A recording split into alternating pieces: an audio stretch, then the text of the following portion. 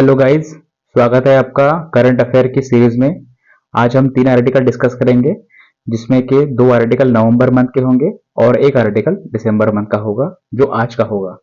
हमारे जो 3 आर्टिकल है उसमें पहला आर्टिकल रहेगा, ये रहेगा रिसेंटली जो मध्य प्रदेश में कुछ बच्चों की मौत हुई थी कफ सिरप की वजह से, उसके ऊपर। सेकंड आर्टिकल जो रहेगा वो रहेगा कि भारत ये जो 9th ऐसी कंट्री है जो worst hit by climate disaster है।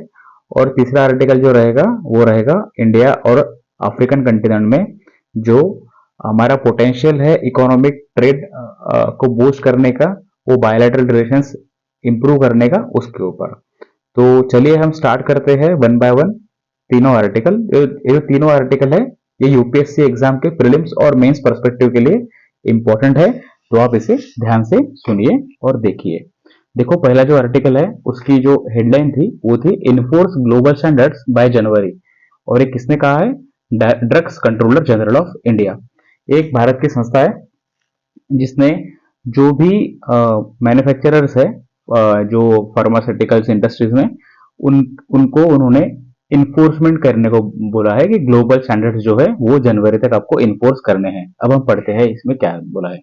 India's apex drug regulator, Drugs Controller General of India, has directed all states to enforce good manufacturing practice in line with global standards. जो जितने भी स्टेट्स है उनको direct किया है DCGI ने कि जो भी ग्लोबल मैन्युफैक्चरिंग प्रैक्टिस रहेंगी उसके ऊपर, उसी लाइन के आधार पे आपको जो भी इंडस्ट्रीज जिस स्टेट में उनका प्रोडक्शन करती है उसको ये फॉलो करने होंगे। अभी ये क्या है? The directives applies to all pharmaceutical companies including small and medium units. तो ये जो डायरेक्टिव्स है ये सभी प्रकार के फार्मास्यूटिकल कंपनीज है, जिसमें स्मॉल यूनिट भी रह सकती है, यानी जिसका टर्नओवर जो है 250 करोड़ के नीचे है वो, और जो मीडियम यूनिट्स है उनके लिए भी रहेगा। अभी जीएमपी यानी गुड मैन्युफैक्चरिंग प्रैक्टिस, ये होता क्या है?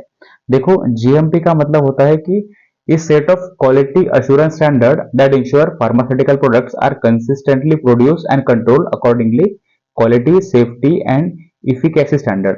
जो भी फार्मास्यूटिकल प्रोडक्ट्स रहेंगे उसका कंसिस्टेंटली जो प्रोडक्शन होगा और उसके ऊपर जो कंट्रोल होगा, उसमें क्वालिटी, सेफ्टी और इफिकेसी जो स्टैंडर्ड्स है इनकी पूरी केयर की जाएंगी, या इनके अकॉर्डिंग ही वो मैन्युफैक्चरिंग फार्मास्यूटिकल इंडस्ट्रीज में होगा किसी भी प्रोडक्ट्स का। अभी हम अगर देखेंगे तो इसको सिंपल टर्म में हम कैसे बोलेंगे? GMP ensure that medicine are safe, effective and consistent in quality and are not contaminated, mislabelled और सब स्टैंडर्ड। जीएमपी इंश्योर करता है कि जो भी फार्मास्यूटिकल प्रोडक्ट रहेगा, यानी जो भी दवाई रहेंगी, मेडिसिन रहेंगी, वो उसका स्टैंडर्ड अच्छा रहेगा, इफेक्टिव रहेगा, सेफ रहेगा और क्वालिटी उसकी अच्छी रहेंगी, और इसमें कोई कंटेमिनेशन ना रहे, उसको कोई मिसलेबल ना हो, और कोई इसका क्वालिटी है सब स्टैंडर्ड ना हो। इसीलिए ये जीएमपी की प्रैक्टिस है, इसे फॉलो करते हैं। अभी इसका ऑब्जेक्टिव क्या है? ऑब्जेक्टिव इसका रहेगा कि पेशेंट सेफ्टी। देखो, पेशेंट सेफ्टी ये सबसे इंपॉर्टेंट ऑब्जेक्टिव है। सेकंड है maintain production quality and consistency. Third है prevent contamination, mixups and error. And fourth है रेगुलेटरी कंप्लायंस। आपको समझ में आया होगा कि जीएमपी कितना इंपॉर्टेंट है फार्मास्यूटिकल इंडस्ट्रीज में, जिसमें इंश्योर किया जाता है कि पेशेंट सेफ्टी होनी चाहिए, प्रोडक्शन की क्वालिटी और कंसिस्टेंसी मेंटेन होनी चाहिए, कंटेमिनेशन का इसमें प्रिवेंशन होना चाहिए, और जो रेगुलेटरी कंप्लायंस है, अब रेगुलेटरी कंप्लायंस है जो भारत में डीसीजीआई जो है, director controller of drugs in India, वो जो भी रेगुलेशन या जो भी डायरेक्शन देंगे उसको कंप्लाई करने के लिए जीएमपी बहुत इंपॉर्टेंट रोल प्ले करता है। अब जो डायरेक्शन रहेंगे वो डब्ल्यूएचओ के स्टैंडर्ड के हिसाब से या ग्लोबल स्टैंडर्ड के हिसाब से ही रहेंगे। अब हम देखते हैं कि बैकग्राउंड क्या है। देखो, ये जो न्यूज है इसका बैकग्राउंड हम देखेंगे। जो एक शेड्यूल एम नाम का एक रिवाइज शेड्यूल एम है जो नोटिफाई हुआ था, जिसमें कहा गया था कि जो जीएमपी है, गुड मैन्युफैक्चरिंग प्रैक्टिस है, उसको बदल के good manufacturing practice and requirement of plan and equipment for pharmaceutical products. इसमें थोड़ा सा ब्रॉड कर दिया है जीएमपी के डेफिनेशन। इसमें कहा गया है कि good manufacturing practices and requirements of plan and equipment for pharmaceutical products.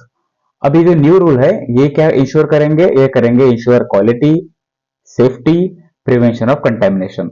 यानी जो भी मेडिसिन रहेगी या फार्मास्यूटिकल प्रोडक्ट रहेगा, उसकी क्वालिटी मेंटेन हो रहेगी, एक इंश्योर करेंगे क्वालिटी उसकी अच्छी रहे, ये सेफ्टी भी रहे, यानी अगर इस प्रोडक्ट को किसी पेशेंट ने कंज्यूम किया तो वो सेफ्टी रहेगी उसमें और उससे कुछ साइड इफेक्ट ना हो। तीसरी बात है कि कंटेमिनेशन इसमें ना हो जिसकी वजह से उसके साइड इफेक्ट या कुछ एडवर्स ऐसी कंडीशन यहाँ पे ना क्रिएट हो। अभी इसका डेडलाइन जो डेडलाइन जो है, डेडलाइन किस चीज का है? डेडलाइन है कि जो drugs controller general of India है, इन्होंने जो ग्लोबल स्टैंडर्ड के लिए स्टेट्स को डायरेक्ट किया था, इसकी डेडलाइन है कि no extension should be given beyond December 25। 2025 का दिसंबर मंथ है, उसके बाद इनको एक्सटेंशन नहीं मिलनी चाहिए, यानी दिसंबर मंथ ही इसका डेडलाइन का मंथ होगा। अभी इम्प्लीमेंटेशन प्लान क्या है? इसमें क्या कहा गया है कि जो स्टेट्स है, यानी जो भी स्टेट रहेंगे, तमिलनाडु, हिमाचल प्रदेश, हरियाणा या जो भी अन्य स्टेट्स है, वो must begin inspection of manufacturing unit to ensure compliance. अभी जो कंप्लायंस हो रहा है कि नहीं हो रहा है, इसको चेक करने के लिए जो भी स्टेट्स है उनको इंस्पेक्ट करना होगा। जो भी मैन्युफैक्चरिंग यूनिट्स है, जितने भी फार्मास्यूटिकल मैन्युफैक्चरिंग यूनिट होंगे, वहां पर जाकर इंस्पेक्शन होगा और ये देखा जाएगा कि अकॉर्डिंगली जीएमपी से ही वो उसका प्रोडक्शन हो रहा है कि नहीं हो रहा है। Units have applied for extension must be inspected by January 2026 to verify compliance. अभी जिस भी यूनिट ने, यानी फार्मास्यूटिकल कंपनी ने एक्सटेंशन के लिए अप्लाई किया होगा, उनका जो इंस्पेक्शन है वो जनवरी 2026 तक होना चाहिए और उसमें इंस्पेक्शन में ये भी चेक करना चाहिए कि इन्होंने कंप्लाई किया है कि नहीं है, यानी इन्होंने गाइडलाइन के अकॉर्डिंग फॉलो कर रहे हैं कि नहीं कर रहे। Immediate inspection for those not applying for extension, और जिन्होंने एक्सटेंशन के लिए अप्लाई नहीं किया है, यानी एक्सटेंशन का जो डेडलाइन मंथ था दिसंबर 2025, उसके लिए अगर किसी कंपनी ने या किसी प्रोडक्शन यूनिट ने अप्लाई नहीं किया होगा तो उनका इंस्पेक्शन इमीडिएटली करने के डायरेक्शन मिले हैं डीसीजीआई की तरफ से स्टेट्स गवर्नमेंट को। अभी इसमें देखो दो प्रकार की कंपनी है, एक स्मॉलर कंपनी जिसका टर्नओवर है 250 करोड़ का, और लार्जर कंपनीज है जिनका टर्नओवर है वो अबाउट 50 करोड़ है। स्मॉलर कंपनी के लिए जो एक्सटेंशन है वो 1 ईयर मिला है और जो लार्जर कंपनी है इनको मिला है 6 मंथ। अभी रीजन क्या है? अभी थोड़ी देर पहले हमने डिस्कस किया था कि जो 22 बच्चों की एमपी में डेथ हुई थी, किसके कारण? Diethylene glycol and ethylene glycol की वजह से, जो केमिकल मिले थे इसके वजह से। तो इसके ये ऐसी जो स्थिति है ये फ्यूचर में ना हो, इसके लिए इन्होंने स्ट्रिक्ट नॉर्म लाए हैं। और ऐसे भी इंसिडेंट्स हुए हैं वो जब इंडिया से कुछ सिरप एक्सपोर्ट हुए हैं उसकी वजह से भी हुए हैं, ऐसा आर्टिकल में कहा गया है। अभी अगर हम देखेंगे इम्प्लीमेंटेशन का, तो हम इसमें देख सकते हैं कि जो अभी ये जो चीजें है ये हमारे मेंस पर्सपेक्टिव के लिए भी इंपॉर्टेंट है, क्योंकि भारत में 20,000 फार्मास्यूटिकल यूनिट्स है, उसमें के 8,500 यानी 8,500 स्मॉलर फर्म्स है। उसमें requested more times due to infrastructure modification requirement, उन्होंने कंप्लायंस के लिए एक्सटेंशन मांगा है। और many larger firm already compliance is they follow WHO export norms. अब जितने भी बड़े बड़े जो फार्मास्यूटिकल इंडस्ट्रीज है वो ऑलरेडी कंप्लाई कर चुके हैं, क्योंकि वो ऑलरेडी डब्ल्यूएचओ के एक्सपोर्ट नॉर्म को फॉलो करते हैं। Inspection and compliance from January 2026 strict inspection will begin for all units that applied for extension. जिन्होंने भी एक्सटेंशन के लिए अप्लाई किया है उनको जनवरी 2026 से उनका इंस्पेक्शन शुरू होगा और उसमें देखा जाएगा कि इन्होंने कंप्लाई किया है कि नहीं किया। अभी जिस भी कंपनी ने या यूनिट ने कंप्लाई नहीं किया उनको पेनल्टी, उनके ऊपर पेनल्टी हो सकती है या उनको यूनिट क्लोज करने के आदेश आ सकते हैं। DCGI asks states to submit monthly report on inspection and compliance progress. अभी डीसीजीआई ने स्टेट्स को ये भी कहा है कि आप जो भी इंस्पेक्शन कर रहे हो और जहां जहां पे कंप्लाई हो रहा है उसका मंथली रिपोर्ट उनको फॉरवर्ड करने के लिए डीसीजीआई के उनको डायरेक्शंस है। अभी की फीचर क्या है इसमें है जीएमपी के, रिवाइज जीएमपी के रेगुलर क्वालिटी रिव्यूज रहेगा प्रोडक्ट का एंड प्रोसेस का। जो भी प्रोडक्ट है मेडिसिन प्रोडक्ट उसका रेगुलर क्वालिटी रिव्यू होगा और जो भी प्रोसेस है उस दवाई को बनाने के लिए उसका भी रेगुलर रिव्यू होगा। दूसरी बात है verification of consistency and preventive actions against defects. अभी इसमें कितनी कंसिस्टेंसी है इसका वेरिफिकेशन किया जाएगा और इसमें प्रिवेंटिव एक्शन क्या लिया है अगेंस्ट अफेक्ट्स में, यानी जो भी उसका डिफेक्ट होगा उसके अगेंस्ट जो भी एक्शन ली गई है उसके ऊपर वेरिफिकेशन किया जाएगा। तीसरी बात है all changes affecting quality of production must be validated. जो भी चेंजेस है अफेक्टिंग क्वालिटी और प्रोडक्शन मस्ट बी वैलिडेट। यहाँ पे सब चीजों का वैलिडेट होना चाहिए, जो भी क्वालिटी स्टैंडर्ड्स है या प्रोडक्शन के लिए उसके लिए। फोर्थ है computerise GMP system to prevent data tampering. अभी जो जीएमपी सिस्टम है वो कंप्यूटराइज होना चाहिए, जिसकी वजह से ट्रांसपेरेंसी बनी रहेगी, इसकी वजह से डेटा टेम्परिंग भी ना होगा, नहीं होगा, इसकी वजह से काफी ट्रांसपेरेंट ऐसी सिस्टम रहेंगी। थोड़ा इन्वेस्टिगेशन ऑफ डेविएशन और defect before correction corrective actions. कुछ भी इशू हुआ होगा उसको पहले इन्वेस्टिगेशन करना चाहिए कि किसका कुछ डेविएशन है, डिफेक्ट है, किसके पहले कोई भी करेक्टिव एक्शंस लेने से पहले। तो ये आर्टिकल था, ये आर्टिकल मोस्टली था जीएमपी के ऊपर। जीएमपी का मतलब क्या होता है? गुड मैन्युफैक्चरिंग प्रैक्टिस के ऊपर। और ये किसने कहा गया है? ये डीसीजीआई ने कहा है। डीसीजीआई एक संस्था है जिसे वो कहते हैं drugs controller general of India, और इन्होंने स्टेट्स को डायरेक्ट किया है कि आप जो जो भी यूनिट्स है उनके स्टेट्स में जो भी छोटे यूनिट होंगे, बड़े यूनिट होंगे, वो WHO यानी ग्लोबल मैन्युफैक्चरिंग प्रैक्टिस के अकॉर्डिंग वो कंप्लाई कर रहे हैं कि नहीं कर रहे। अगर नहीं कर रहे होंगे तो उनके ऊपर पेनल्टी या क्लोजर का भी उनको डायरेक्शन दिया गया है और उनको मंथली रिपोर्ट देने के लिए कहा गया है। तो ये आर्टिकल काफी इंपॉर्टेंट था। ये आर्टिकल हम यूपीएससी के मेंस के लिए, मेंस के परस्पेक्टिव में आप हेल्थ जैसे सेक्टर में या रेगुलेटरी बॉडी हो गई या फार्मास्यूटिकल कंपनीज है उसके अकॉर्डिंग आप इसमें लिख सकते हो। अभी हम सेकंड आर्टिकल पे आते हैं। सेकंड आर्टिकल है, ये है इंडिया की पोजीशन जो है। इंडिया एक 9th among countries worst hit by climate disaster. India विश्व की 9वीं ऐसी देश है जो क्लाइमेट डिजास्टर की वजह से यहाँ पे उनको अफेक्ट हुआ है, या इन्होंने यहाँ पे सबसे ज्यादा प्रॉब्लम्स इन्होंने यहाँ पे फेस किए हैं। ये जो क्लाइमेट रिस्क इंडेक्स है, ये इंडेक्स निकालता है जर्मन वॉच। जर्मन वॉच काफी एक रिनाउंड ऐसी एक एजेंसी है जिन्होंने क्लाइमेट रिस्क इंडेक्स निकाला है। और ये इन्होंने कहा रिलीज किया? ये रिसेंटली जो COP30 यानी COP30 बोलते हैं, बेलन ब्राजील में, यहाँ पे इन्होंने रिलीज किया है। अगर हम देखते हैं कि इसमें क्या कहा गया है, देखो, India is rank 9th globally among the countries worst affected by climate related disaster over last 30 years. पिछले 30 सालों में यानी 1995 से 2024 तक India is rank 9th globally among countries worst affected by climate related disaster. Climate की वजह से जो भी डिजास्टर हुए हैं उसमें पिछले 30 सालों में इंडिया का 9वां नंबर लगता है। लेकिन अगर हम देखेंगे 2023 का जो इंडेक्स था पिछले साल का, इसमें इंडिया का रैंक 8 था, यानी इंडिया ने थोड़ा इंप्रूवमेंट किया है एक साल में। India has also improved in the list of countries worst affected last year from 10th in 2023 to 15th now means this year. अब इसमें देखते हैं की फाइंडिंग क्या है। तो इसमें है नंबर ऑफ क्लाइमेट इवेंट। देखो, अगर हम ये जो फैक्ट्स है ना, ये फैक्ट बहुत इंपॉर्टेंट है आपके यूपीएससी मेंस के लिए, क्योंकि यूपीएससी मेंस में क्लाइमेट चेंज, डिजास्टर मैनेजमेंट या डिजास्टर्स के ऊपर क्वेश्चन आते हैं। आपको अगर आपके पास ये डेटा रहेगा तो आप इसमें काफी अच्छे से स्कोर कर सकते हो। सबसे इसमें मेन बात यह है कि क्लाइमेट रिस्क इंडेक्स है, ये जर्मन वॉच एक संस्था है, इन्होंने पब्लिश किया है। और इसमें जो की फैक्टर्स है ये कहा गया है कि देखो, India face 430 extreme weather event in last 3 decades. पिछले 30 सालों में भारत ने 430 एक्सट्रीम वेदर इवेंट फेस किए हैं, एक्सपीरियंस किए हैं, जिसमें क्या क्या आते हैं? Drought, cyclone, heat wave, floods, landslide. अब देखिए, ड्रॉट के ऊपर, साइक्लोन के ऊपर, हीट वेव के ऊपर, फ्लड्स के ऊपर, लैंडस्लाइड के ऊपर, इन पांचों तरीके से जो डिजास्टर है इसके ऊपर यूपीएससी ने क्वेश्चंस पूछे हैं पिछले कुछ सालों में यूपीएससी के। अगर हम GS1 या GS3 के पेपर देखेंगे उसमें, तो आप समझ सकते हो कि ये कितना इंपॉर्टेंट है, टॉपिक है जो हमें करना है, और इसमें का जो फैक्ट्स है वो भी बहुत ज्यादा इंपॉर्टेंट है। तो हम फिर से देखते हैं कि पिछले 30 सालों में 430 एक्सट्रीम वेदर इवेंट है जो इंडिया ने फेस किए हैं, जिसमें 5 प्रकार के वेदर इवेंट्स है या जो डिजास्टर बोल सकते हैं वो है। इसमें क्या? ड्रॉट है, साइक्लोन है, हीट वेव है, फ्लड्स है, लैंडस्लाइड है।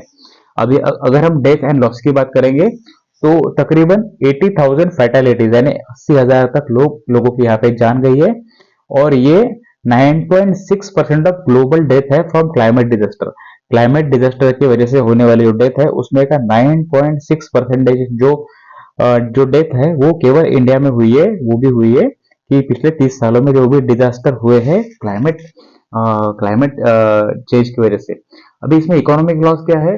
पिछले 30 सालों में यूएसडी 170 बिलियन डॉलर इतना यहाँ पे इकोनॉमिक लॉस हुआ है। ये जो फैक्ट्स है ना, ये फैक्ट्स काफी अच्छे हैं, काफी इंपॉर्टेंट फैक्ट्स है ये, जो आपके यूपीएससी एग्जाम में आपको आपके आंसर में वैल्यू एडिशन कर सकता है। तो आप ये फैक्ट्स याद रखिए और इसके आप नोट्स भी बना सकते हो। अभी हम देखते हैं कि मेजर क्लाइमेट डिजास्टर क्या हुए हैं इंडिया में पिछले 30 सालों में।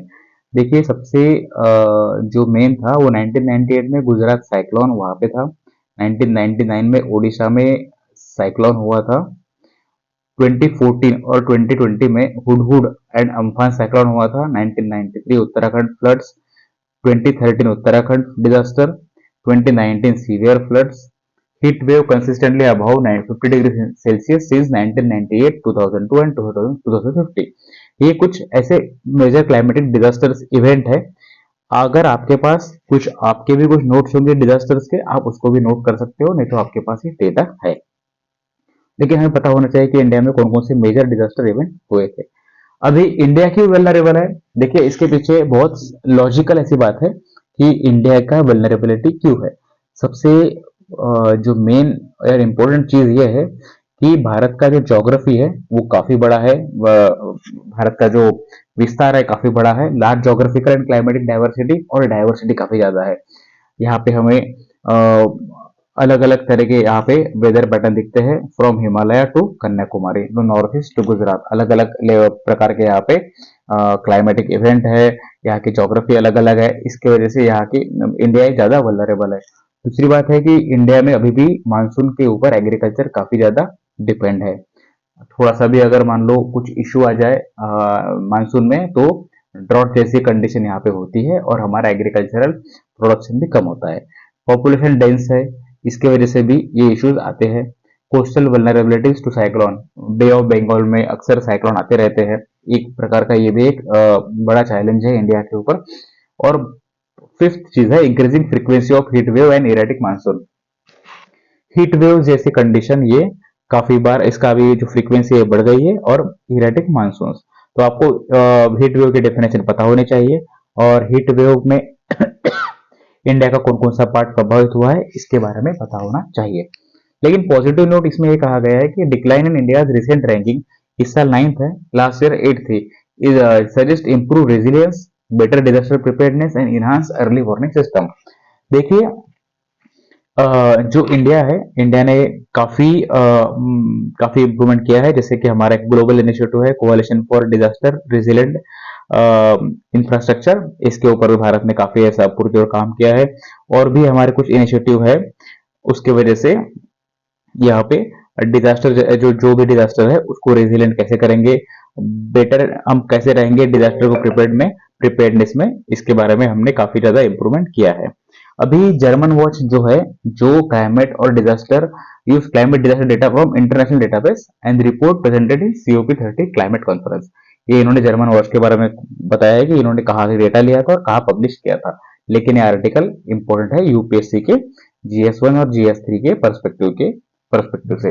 और यूपीएससी प्रीलिम में भी पूछ सकते हैं कि जर्मन वॉच ने कौन सी क्लाइमेट रिस्क इंडेक्स रिपोर्ट किसने निकाली है, इसके बारे में पूछ सकते हैं। इंडिया का रैंक पूछ सकते हैं, या विविध प्रकार जो डाइवर्स प्रकार के जो हमारे डिजास्टर्स है उसके बारे में पूछ सकते हैं। तो ये आप आर्टिकल अच्छे से पढ़ लीजिए। थर्ड आर्टिकल है और आखिरी आर्टिकल है आज का, ये है इंडिया और अफ्रीका के जो इकोनॉमिक टाइज है उसके ऊपर। देखिए इंडिया और अफ्रीका के इकोनॉमिक टाइज काफी अच्छे हैं। पिछले कुछ सालों में अगर हम देखते हैं तो काफी अच्छी डेवलपमेंट हुई है। रिसेंटली जो G20 समिट इंडिया में हुई थी, तो इंडिया ने अफ्रीकन यूनियन को G20 का हिस्सा बनाने के लिए इंडिया ने यहाँ पे इनिशिएटिव लिया था। दूसरी बात यह है कि बहुत सारे इंडियन अफ्रीकन कंट्रीज में वहाँ पे काम कर रहे हैं, हमारा यहाँ पे ट्रेड होता है, और बहुत सारे अफ्रीकन स्टूडेंट्स भी इंडिया में पढ़ाई कर रहे हैं। तो हमारे रिलेशंस काफी अच्छे हैं।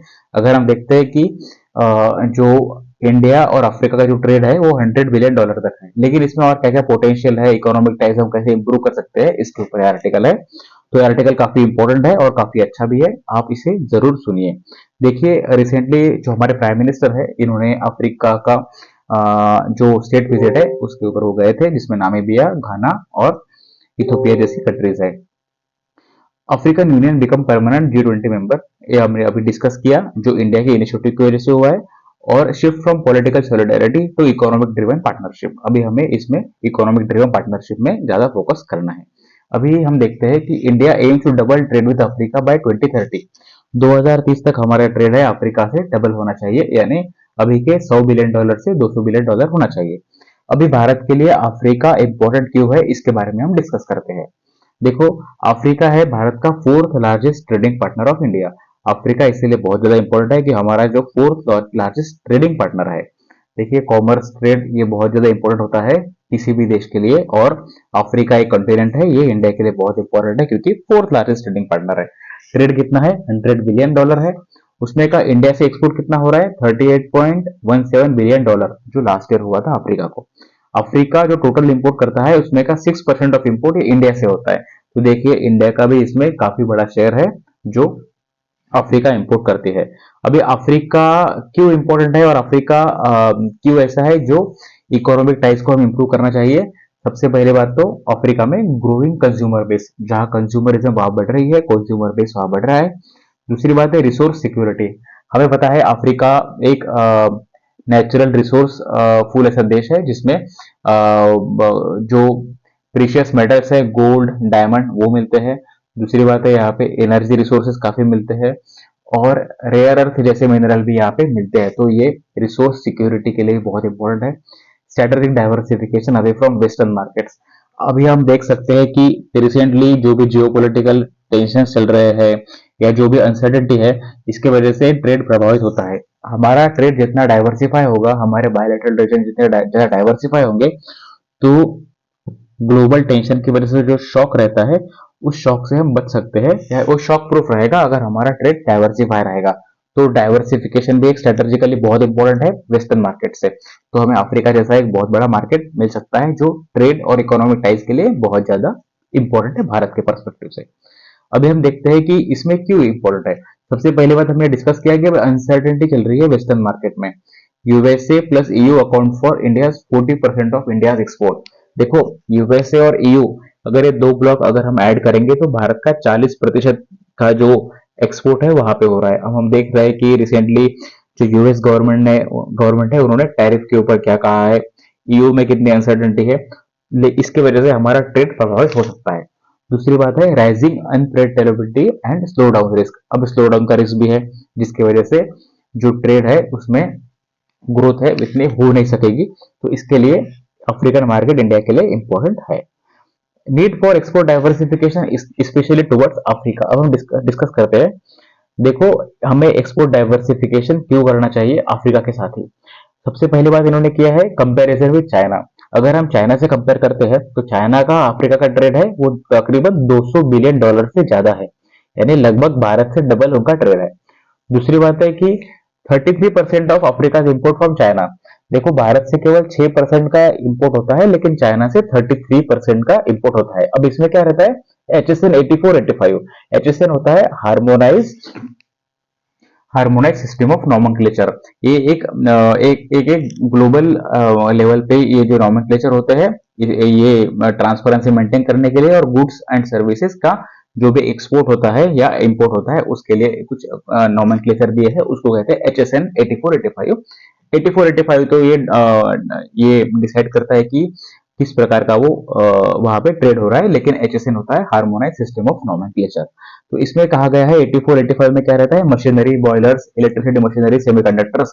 अब हम देख पा रहे हैं कि चाइना से जो एक्सपोर्ट हो रहा है HSN 8485 में, वो दिख रहा है हमें मशीनरी, बॉयलर्स, यानी चाइना वो चीजें वहां पे एक्सपोर्ट कर रहा है जो चीजें अफ्रीका के लॉन्ग टर्म के लिए इंपॉर्टेंट है, यानी वहां से अफ्रीका डेवलप हो सकता है, अफ्रीका का वहां पे इंफ्रास्ट्रक्चर या मैन्युफैक्चरिंग सेक्टर यहाँ पे अच्छी ग्रोथ कर सकती है, इस पर्पज से। अभी इंडिया का क्या है? Highlights India need to catch up manufacturing export. हमें जो भी मैन्युफैक्चरिंग एक्सपोर्ट है उसको हमें ज्यादा से ज्यादा बढ़ावा देना चाहिए अफ्रीकन कॉन्टिनेंट की तरफ। अभी इसमें 5 पिलर्स ऑफ स्ट्रेटर्जी कही गई है, जो ऑथर्स है उन्होंने कहा गया है कि 5 पिलर ऑफ स्ट्रेटर्जी होने चाहिए between India and Africa trade. अब हम पांचों पिलर से उसको डिस्कस करेंगे। पिलर 1 है ट्रेड लिबरलाइजेशन, यानी जो ट्रेड है वो लिबरल होना चाहिए, इसके इसमें बैरियर नहीं होना चाहिए, क्या इसके ऊपर कुछ ड्यूटीज थोड़ी कम होनी चाहिए, जिसकी वजह से जो ट्रेड है वो स्मूथली होना चाहिए दोनों साइड से, अफ्रीका और इंडिया के साइड से।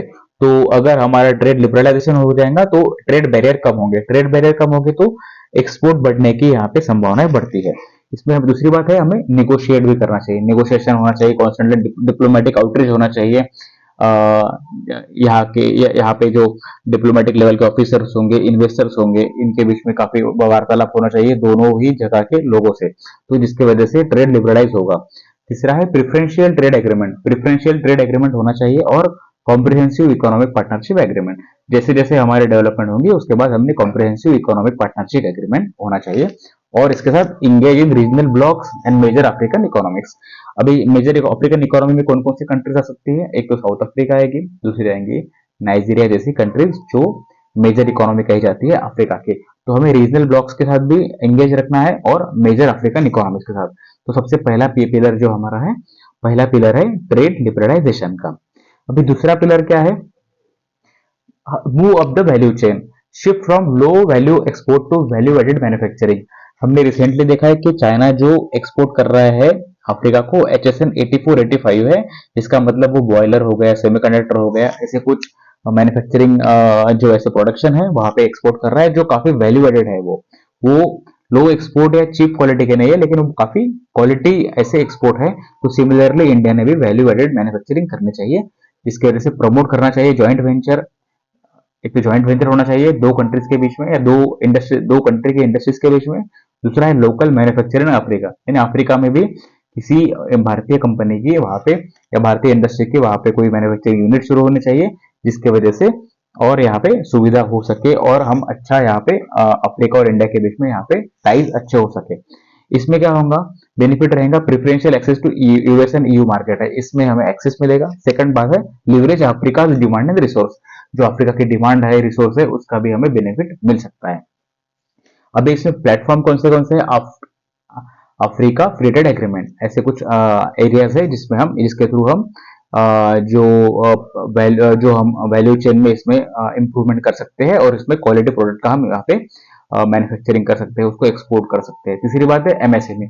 देखिए MSME जो है वो भारत की सबसे इम्पोर्टेंट ऐसी सबसे इंपॉर्टेंट पिलर है भारतीय इकोनॉमी का, ना केवल इकोनॉमी का, ये सोशो इकोनॉमिक इंडस्ट्री सभी के लिए MSME बहुत बड़ा रोल प्ले करता है। तो इसमें भी MSME का बहुत बड़ा रोल हो सकता है, यहाँ पे अपॉर्चुनिटी भी है। अभी Africa offers better entry than US and EU market. अभी EU और US मार्केट में बहुत ज्यादा रेगुलेटरी कंप्लायंस रहते हैं, लेकिन ऐसे कंप्लायंस अफ्रीका में नहीं रहते, तो इसकी वजह से MSMEs की एंट्री वहां पे हो सकती है। अभी इसमें हम क्या कर सकते हैं? लाइन ऑफ क्रेडिट को एक्सपांड करेंगे, यानी जो भी क्रेडिट मिलता है MSMEs को, इसको एक्सपांड करना, improve the trade finance access, उनको एक्सेस देना ट्रेड फाइनेंस में, इंकरेज लोकल करेंसी ट्रेड, जो ट्रेड होता है वो लोकल करेंसी में इंकरेज करना चाहिए। Joint insurance pool to cover political and commercial risk, अगर मान लो वहां पॉलिटिकल या कमर्शियल रिस्क है उसके लिए भी इंश्योरेंस वहां पे होना चाहिए, जिसकी वजह से MSME वहां पे अच्छी ग्रो कर सके और MSME वहां पे अच्छा परफॉर्म कर सके। फोर्थ पिलर है लॉजिस्टिक एंड कनेक्टिविटी। देखिए आफ्टर कोविड हमें पता चला है कि connectivity, logistic, supply chain management कितना इंपॉर्टेंट है। तो ये लॉजिस्टिक एंड कनेक्टिविटी यहाँ पे बहुत ज्यादा इंपॉर्टेंट है।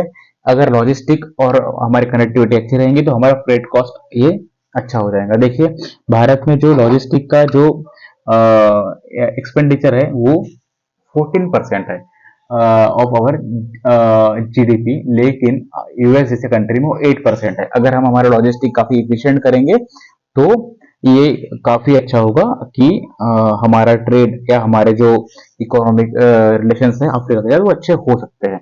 देखो reduce freight and logistic cost, invest in port modernisation, जिसे हमारे बहुत सारे इनिशिएटिव चल रहे हैं पोर्ट लेड डेवलपमेंट के लिए, तो पोर्ट मॉडर्नाइजेशन हो गया। इंटरलैंड कनेक्टिविटी, कनेक्टिविटी हम हाईवेज हो गए या एक्सप्रेसवेज हो गए वैसे वहां पे हम डेवलप कर सकते हैं। तीसरा है इंडिया अफ्रीका मैरीटाइम कॉरिडोर्स, अगर दो देशों में जो अगर दो एक कॉन्टिनेंट और एक देश के बीच में अगर अच्छा मैरीटाइम कॉरिडोर होगा तो ये भी अच्छा रहेगा। जैसे बहुत सारे वहां पे पोर्ट्स है, उस पोर्ट्स को वहां पे डेवलप कर सकते हैं, क्योंकि वहां बहुत सारी कंट्रीज है, केनिया हो गई या साउथ अफ्रीका हो गई, टंजानिया हो गई, मादागास्कर हो गई, मॉरिशस हो गई या इवन नाइजीरिया हो गई, ये सब पोर्ट लेड कंट्रीज है या ये कोस्टल कंट्रीज हैं, तो यहाँ पे अगर अच्छा पोर्ट डेवलप होगा तो दो देशों के बीच में यहाँ पे अच्छा ट्रेड हो सकता है। फिफ्थ पिलर और आखिरी पिलर है service trade and people to people links.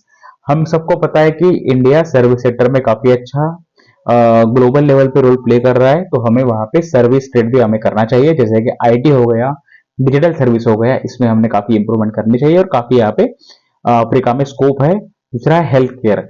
Bharat के पास बहुत अच्छा मैन पावर बहुत होता है, रिसोर्सफुल है हेल्थ केयर में, इसका भी हम यूटिलाइज कर सकते हैं अफ्रीकन कॉन्टिनेंट में। तीसरा है education and skill development. Even हम हेल्थ केयर से सेक्टर हो गए, एजुकेशन एंड स्किल डेवलपमेंट हो गए, ये अफ्रीकन स्टूडेंट्स है उनको भी हम डेवलप कर सकते हैं, उनका ह्यूमन रिसोर्स वहां पे डेवलप कर सकते हैं, तो इसमें भी हम काम कर सकते हैं। सर्विस क्या रहती है, हाई वैल्यू एक्सपोर्ट होती है और बूस्ट टू वे ट्रेड। देखो सर्विसेज हाई वैल्यू एक्सपोर्ट भी रहती है और दूसरी बात है सर्विस की वजह से जो हमारे कंट्री की ग्लोबल रिकॉग्निशन है वो ग्लोबली काफी ज्यादा एक्सेप्टेबल हो जाती है और हमारे एक सॉफ्ट पावर भी वहां बढ़ सकती है, तो सर्विस एक बहुत इंपॉर्टेंट रोल प्ले करती है। करंट गैप क्या है, weak service trade framework with Africa. एक फिलहाल करंट गैप है कि हमारा जो सर्विस ट्रेड फ्रेमवर्क है वो अफ्रीका से वीक है। अभी हम कर सकते हैं इसमें इंडियन पब्लिक सेक्टर का भी role. Public sector must lead investment in manufacturing, agro processing, renewable energy and mining. Public sector के पास भी बहुत ज्यादा अपॉर्चुनिटीज है, उन्होंने अगर मैन्युफैक्चरिंग हो गया, एग्रो प्रोसेसिंग हो गया, रिन्यूएबल एनर्जी हो गया, माइनिंग हो गया, इसमें अगर इन्वेस्ट किया तो इनके पास भी यहाँ पे काफी ज्यादा अपॉर्चुनिटीज है। लेकिन चैलेंजेस क्या है, कुछ चैलेंजेस है जैसे ब्यूरोक्रेटिक हर्डल्स, जिसे हम रेड टेपिज्म बोलते हैं, पॉलिटिकल इंस्टेबिलिटी।